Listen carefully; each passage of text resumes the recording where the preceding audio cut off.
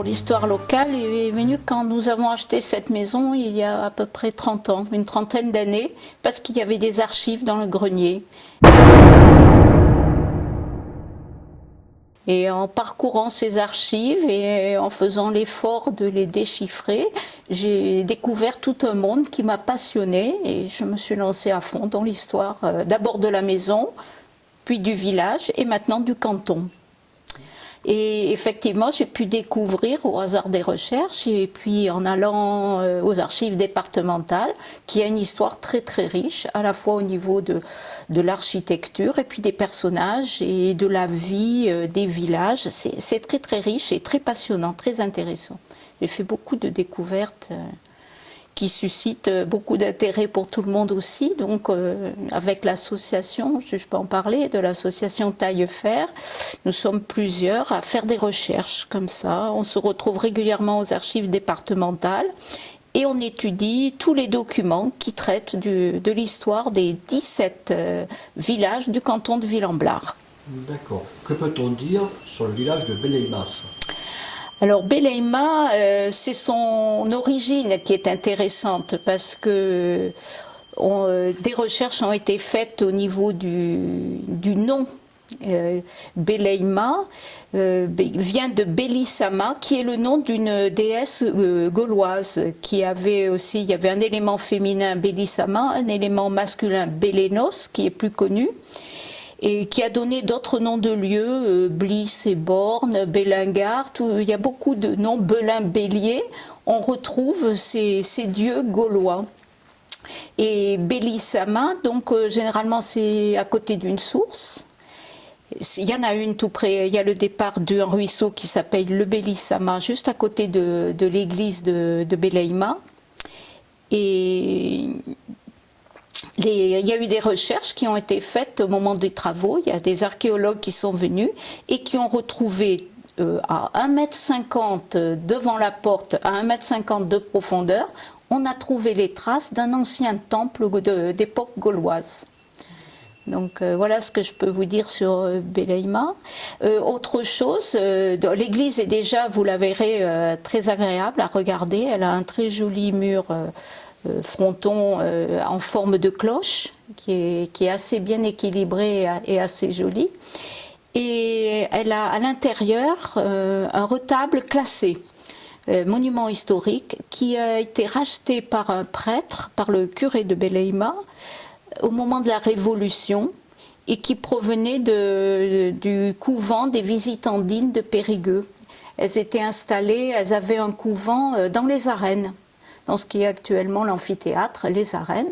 Elles avaient construit au XVIIe siècle une église et il y avait, paraît-il, 7 chapelles, et il y avait un des retables d'une chapelle qui a été vendu à la Révolution, racheté par le prêtre et installé dans Beleyma, dans l'église de Beleyma en vers 1800.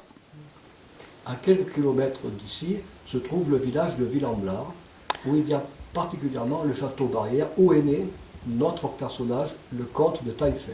Oui, c'est pas loin, c'est à 4 km. Hein, c'est vraiment tout près.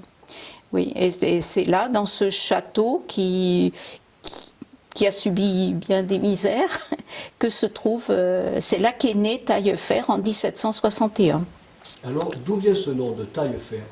Alors, c'est comme un peu, comme Talleyrand. Hein. Talleyrand, Taillefer, ce sont des noms qu'on donnait à des guerriers qui étaient particulièrement valeureux ou remarquables. On pense Taillefer, bon, il taillait. La légende veut que ce surnom ait été donné après un combat contre un Normand qui avait une cuirasse en fer et il s'appelait Guillaume à l'époque, et ce Guillaume a coupé l'homme en deux avec son armure et on lui a donné le surnom de Taillefer. C'est comme Talleyrand qui veut dire le pourfendeur aussi. Vous voyez, c'est ceux qui taillent dans la masse, hein, qui taillent les guerriers. C'est un surnom honorifique pour un guerrier. Alors, le comte de Taillefer, c'est un personnage qui s'intéressait beaucoup à l'histoire locale. Pas que l'histoire locale, l'histoire du Périgord. hein. Il s'est vraiment passionné pour l'histoire du Périgord. Il a été envoyé à 9 ans en pension à Paris. Et là, moi, je me dis qu'il a regardé dans tous les livres qu'il trouvait si on parlait du Périgord. Et aux surprises, il s'est aperçu qu'on n'en parlait jamais. Et dans son livre, le livre qu'il va écrire sur l'histoire du Périgord, tout de suite en introduction, il précise que, voyant que ni les géographes ni les historiens ne disaient de mots, ne parlaient de l'histoire de Périgueux et du Périgord, il a entrepris de faire une étude pour montrer que c'était une région importante au niveau de l'histoire de France. Et donc, je pense qu'il rentrait tous les étés, comme tout étudiant, il rentrait régulièrement. Et là, il a entrepris de collectionner tout ce qu'il trouvait. Donc, quand un paysan trouvait une pièce, une monnaie, une médaille ou quoi que ce soit dans les champs, il les lui rapportait, il les achetait.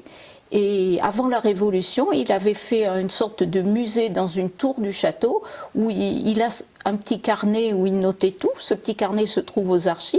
Il y a plus de 400 pièces, hein, entre pièces de monnaie et puis médailles d'époque gallo-romaine. Il fait une rencontre intéressante avec l'abbé Lespine, qui était vicaire de Montagnac. Oui, alors en plus, l'abbé Lespine était originaire du pays. Il était né vers Vallereuil, hein, dans un petit bourg qui s'appelle l'Eille-Fourcerie. Et il a été curé à Issac à Montagnac. Et c'était un passionné d'histoire. Lui, il faisait la généalogie des grands seigneurs du coin parce qu'il arrivait très bien à lire et à déchiffrer les documents anciens. Et donc ces gens-là faisaient appel à lui parce qu'eux-mêmes n'arrivaient plus à relire leurs documents. Donc ils faisaient appel à Lespine. Et un jour, Lespine, sachant qu'il était à l'époque à Issac, sachant que Taillefer faisait des recherches sur sa propre généalogie, Taillefer voulait prouver qu'il descendait des comtes d'Angoulême, il lui a proposé son aide, il lui a envoyé une lettre en lui disant qu'il pouvait l'aider à faire des recherches.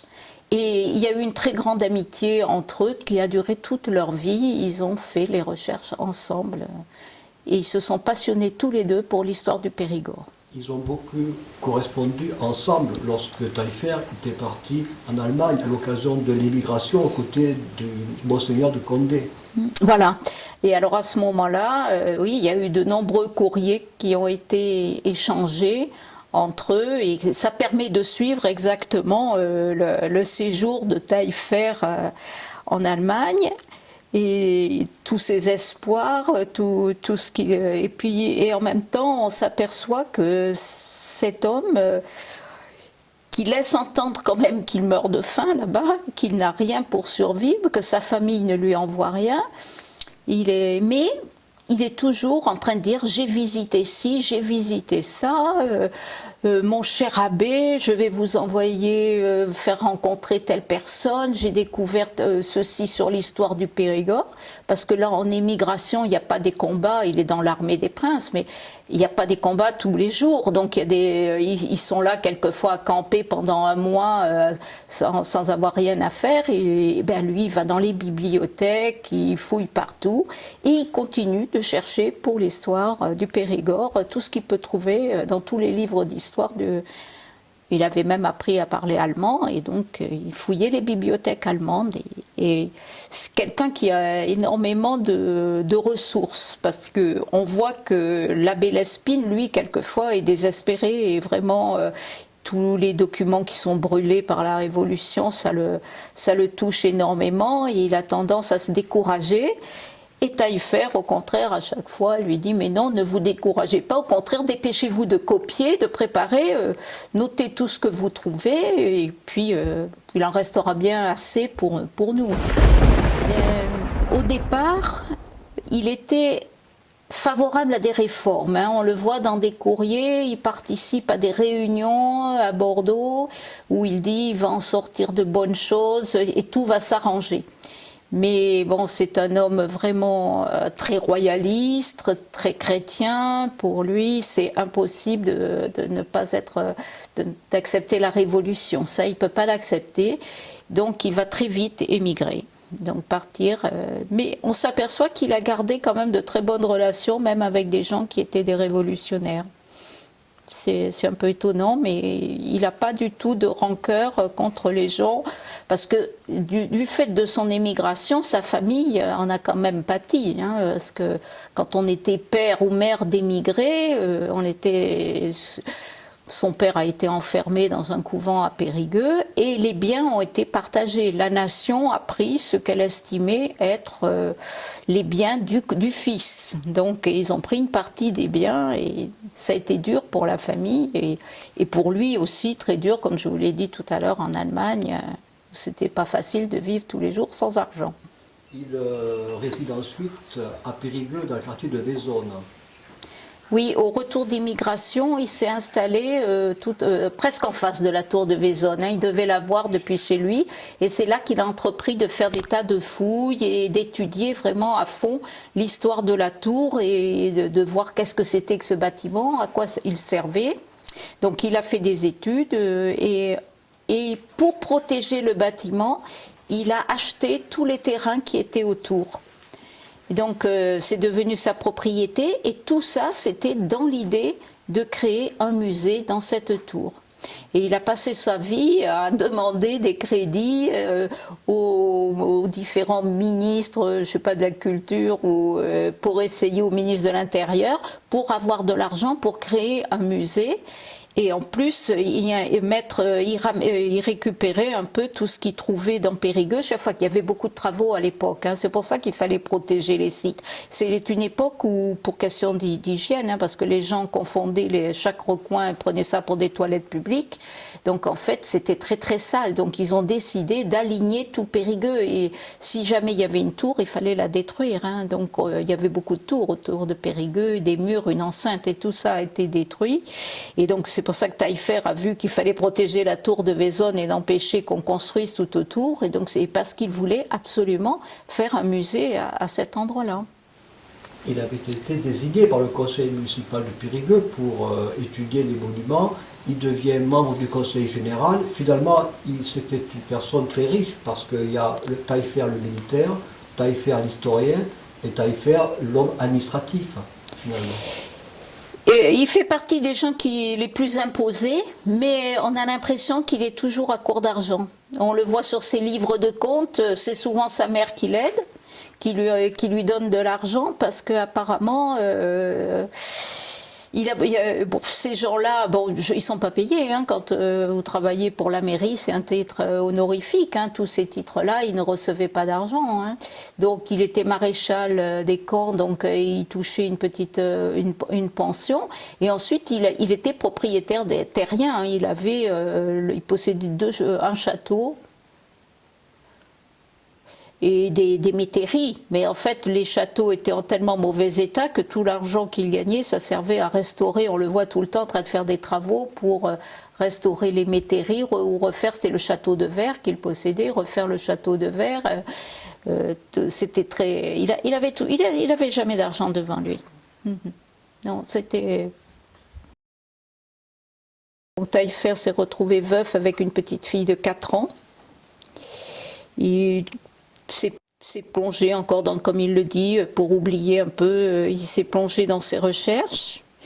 Et là, il est tombé, alors là, c'est très amusant. Il y a eu toute, paraît-il, une conspiration dans Périgueux pour lui faire épouser Mademoiselle de Lostange. Mais Mademoiselle de Lostange, elle avait 30 ans de moins que lui. Mais elle était veuve aussi. Son père avait émigré aussi. Au niveau de la noblesse, ça se valait. Et donc tout Périgueux lui disait qu'il fallait qu'il l'épouse. Et elle prétendait, elle écrivait à sa mère, mais moi je ne sais pas, tout le monde veut que j'épouse M. Taillefer, mais je ne le connais pas, je ne l'ai jamais vu. Puis finalement, très vite, elle a cédé. On a des lettres qui disent que c'était Taillefer. Là, on voit les lettres des gens de Périgueux qui lui disent, mais Taillefer est un homme d'honneur, Taillefer est un homme gentil, Taillefer est un homme érudit. Une femme ne peut être qu'heureuse avec lui. Et effectivement, elle l'a épousé, mais là encore, je te dis, Taillefer n'a jamais eu vraiment beaucoup de chance dans la vie. Elle est morte 1 an après en donnant naissance à une petite fille. Donc, alors là, on le voit dans ses courriers et tout, il a vraiment été très très touché, hein. Il était vraiment très malheureux.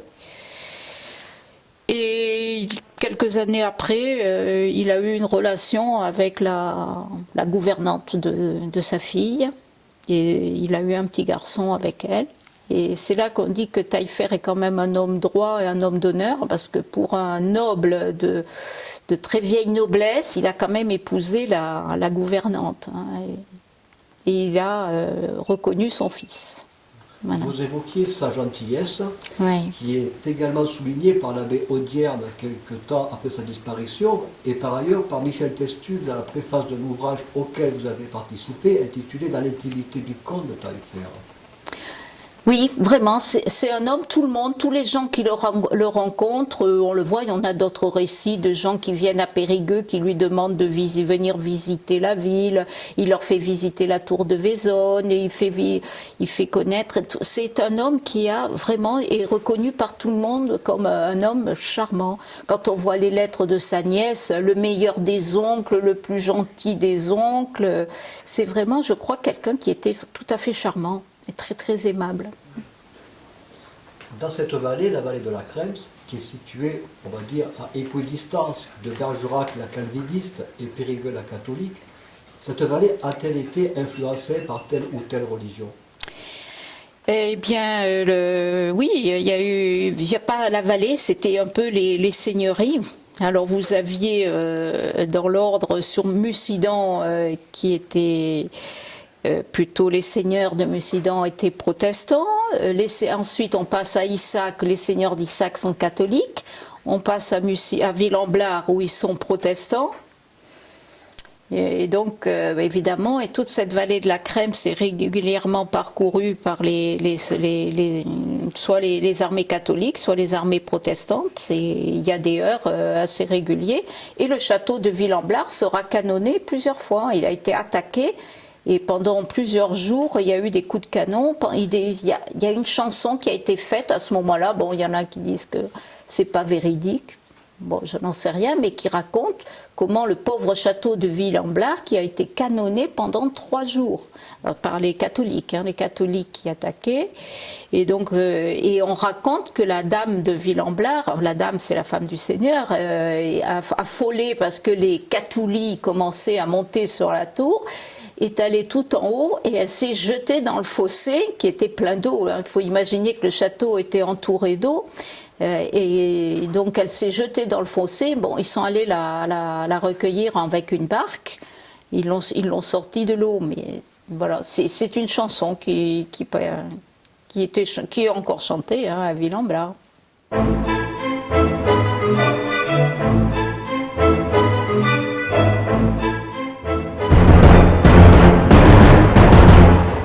Bon, on sait qu'il y a eu plusieurs épidémies de peste, mais celle qui est arrivée, ce qu'ils ont appelé le mal de Bologne, là, on sait parce que justement, on a le prêtre l'a noté dans les registres paroissiaux que la moitié des habitants est morte. La moitié, on voit rien que sur Villamblard, il y a 450 morts sur à peu près 900 habitants. Et ça, le prêtre note toutes les familles et tous les gens, ça a été terrible, terrible. Le pays était assez ruiné, hein. Il y a eu beaucoup de combats, mais peut-être plus sur la vallée de la Dordogne que par ici. Mais enfin, ça... On le sait parce que les seigneurs, à la fin de la guerre de 100 ans, le pays est tellement ruiné que les seigneurs vont faire des demandes pour installer des forges, pour essayer de redonner une dynamique au pays, et ils vont enfin avoir l'autorisation de le faire, puisque c'était dérogé que de travailler, hein. Les seigneurs n'avaient pas le droit de se lancer dans quelque chose de commercial ou industriel à l'époque. Donc ils vont obtenir l'autorisation de créer des forges, et ce qui va donner une grande richesse à la vallée de la Krems, où vont être édifiées 3 énormes forges. La forge de la Vore qui est près de Bourgnac, la forge de la Rigaudie sur Saint-Hilaire d'Estissac et la forge du Pont-Saint-Mamé.